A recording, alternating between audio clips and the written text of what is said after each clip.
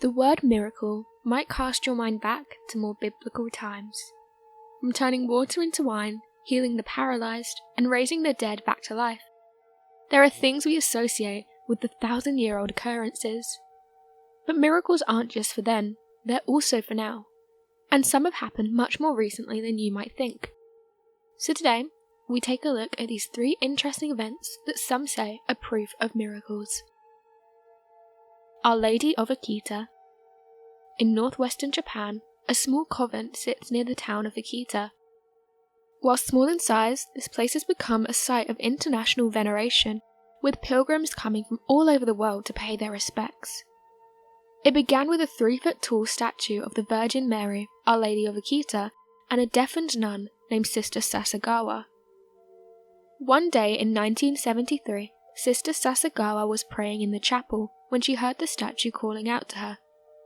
She looked up and the statue illuminated the room with a bright light and angels in attendance. Messages of prophecy and prayer from the statue followed, but that was only the beginning of the supernatural episodes to come. Soon after the statue of the Virgin Mary had called out to Sister Sasagawa, wounds of the crucifixion started to appear on the statue's wooden hands. Liquid began to seep from these marks, and the statue then appeared to perspire, together with tears falling from her eyes. Another sister, who was witness to the supernatural event, said the following: "It seemed to be truly cut into flesh. The edge of the cross had the aspect of human flesh, and one even saw the grain of the skin like a fingerprint. I said to myself at that moment that the wound was real." The statue went on to weep over 100 times. Interestingly, this incredible event was not just witnessed by the inhabitants of the convent, but over 10 million people when it was broadcast on national TV.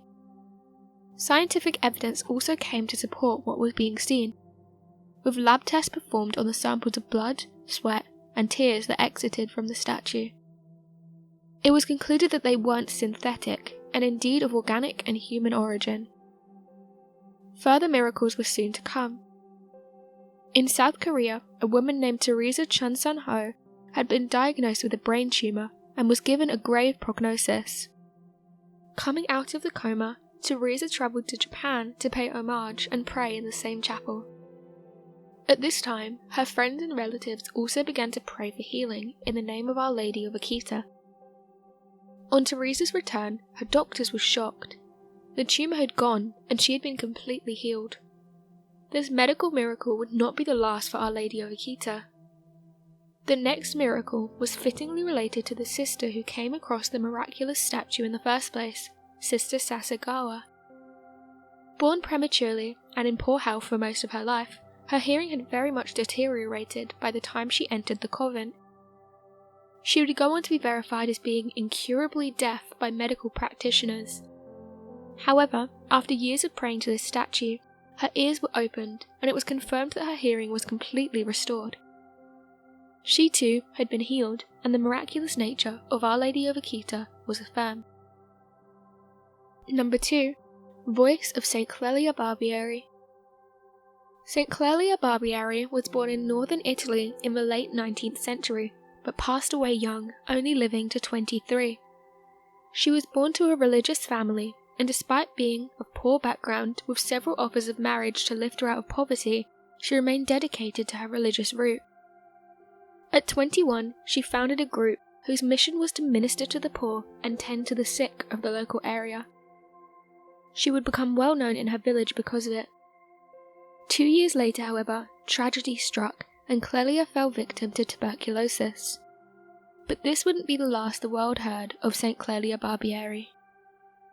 On her deathbed, Clelia promised her religious sisters, "I shall remain with you always, and I shall never abandon you." It seems that her promise in death proved to be genuine. People soon started to report of the miracle of the voice of the saint. The first reported occurrence happened on the year anniversary of her passing.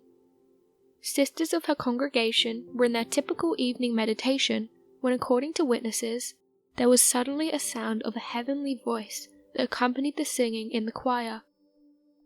At times it sang solo, at other times it harmonized with us, moving across from right to left. The joy which it brought filled our hearts with a happiness impossible to put into words. This wasn't of the world.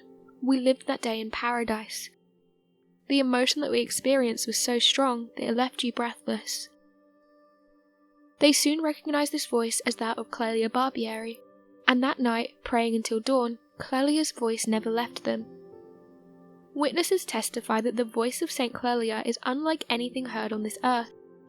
It's described as sweet, gentle, and of ethereal harmony. Her original companions, priests, lay workers, and sisters all attest to its angelic strains. Since that day, her voice has been heard wherever her sister's order is found, no matter the location nor the language. At the time of Clelia's passing, there were only 10 sisters of order in her one village. Today, there are thousands spread across the globe. So if you're in Tanzania or India, you might hear St. Clelia Barbieri's voice singing together with her sisters. To this day, the mother of the order, Sister Magnani, maintains the melodious miracle still takes place, going on to say the following. The voice accompanies us in our prayers, which are in Italian, and with prayers that are in diverse languages. In Tanzania, where we have a mission, the voice speaks in the language of Swahili. Even though it's been over a century since her death, Clelia's heavenly voice still rings around across the world. Number 1. Baba Vanga and her predictions. Many have heard of Nostradamus, the 16th century French astrologer who could see into the future, subsequently predicting many major world events.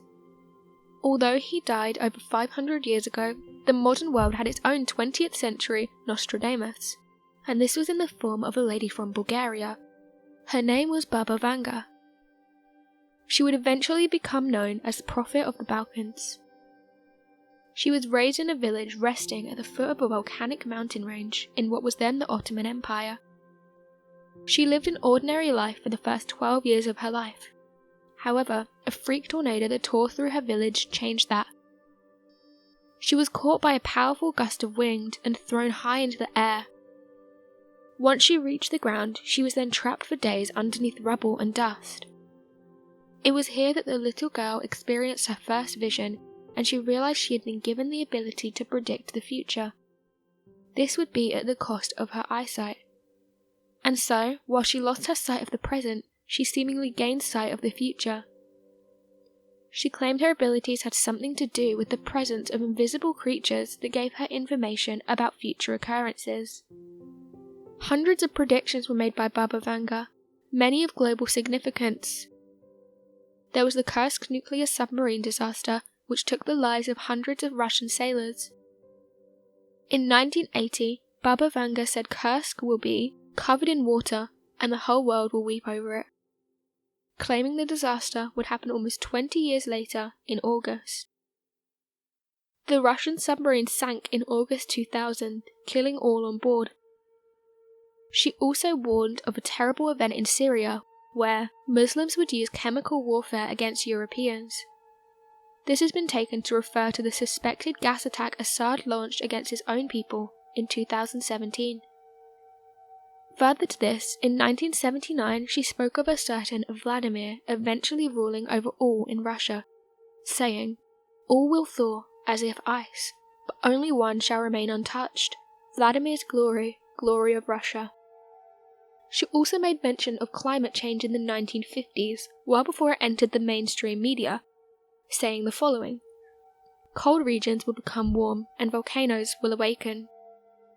Also, prior to the 2004 Boxing Day tsunami, she warned further. A huge wave will cover a big coast covered with people and towns, and everything will disappear beneath the water. The most famous of her predictions, however, was arguably that of 9/11 and the attack on the Twin Towers, reportedly saying in 1989, "Horror, horror, the American brethren will fall after being attacked by the steel birds. The wolves will be howling in a bush and innocent blood will gush." The good news is that world hunger is in line to be a thing of the past sometime between 2025 and 2028. In addition, doctors will, through cloning technology, have the ability to treat any disease. Some have said that this suggestion could be a reference to the stem cell research. Aside from those predictions, things don't look good. The polar ice caps will melt and ocean levels rise around 2045. A colony will be formed on Mars, however they will demand independence from Earth in around 200 years. And the big one, the universe will end in 5079. So what do you make of these incredible miracles? Be sure to let us know your thoughts in the comment section below and help us by growing this community whilst working to solve these unexplained mysteries. Thank you for watching and don't forget to subscribe for more videos.